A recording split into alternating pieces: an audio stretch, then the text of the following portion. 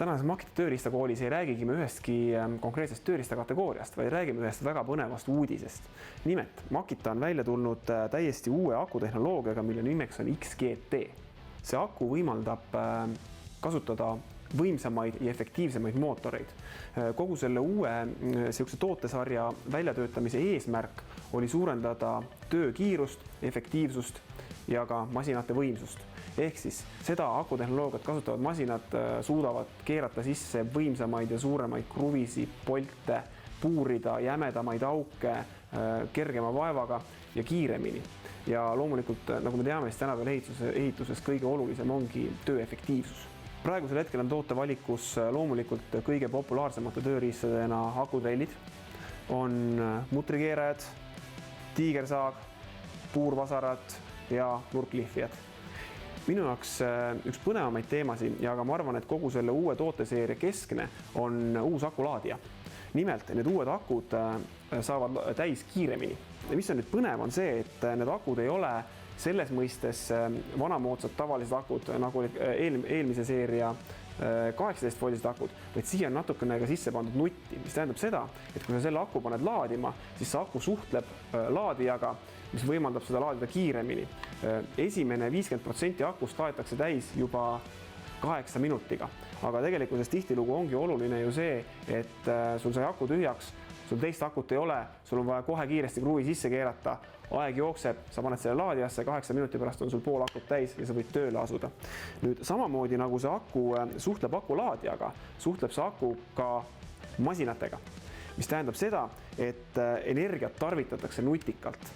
Ehk siis, kui 18-voldise seeria masinatel nuppu vajutad, siis võetakse sealt ühesugune kogus voolu, sõltumata sellest, mida sa teed.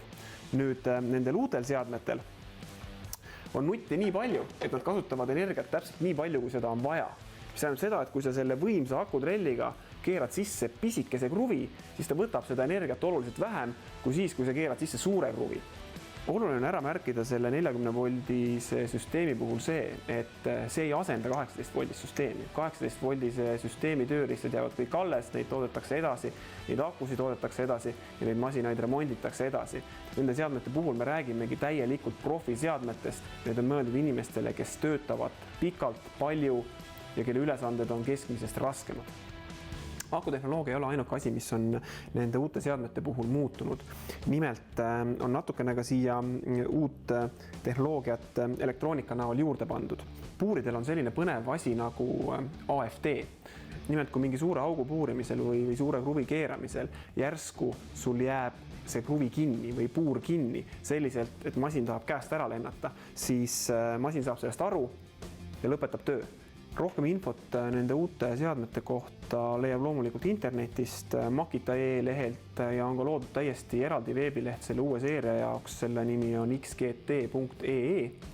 Seal on siis väljas kogu tootevalik, on täpsemalt kirjas nende seadmete omadused, nende võimsused, akude kestvused ja nii edasi, kõik, mis teile peaks huvi pakkuma. No loomulikult selliste põnevate uute tööriistadega tahaks kohe käed sügelevat katsetada.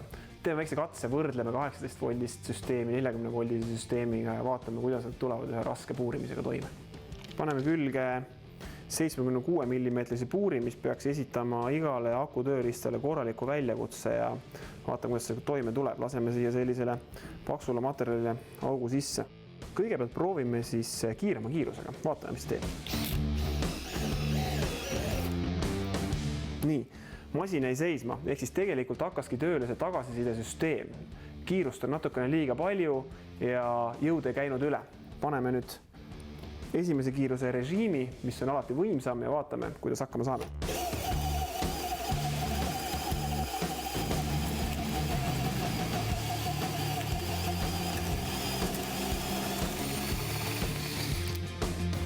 Pole probleemi, see läks küll ludinal.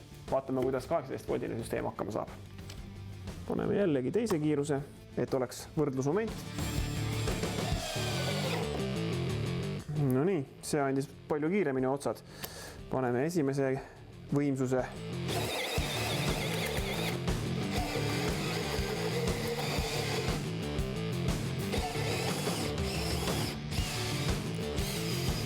No nii, minu hinnangul ega siis 18 voldine tööriist halb ei ole, sellega saab siia ka selle augu sisse, aga tõepoolest 40 voldise süsteemiga on efektiivsus suurem ja töökiirus ka suurem, et kindlasti on masinatel vahe sees ja kui sa ikkagi tegelikkuses igapäevaselt seda leiva teenimisena teed, siis see vahe muutub päeva lõpus väga oluliseks.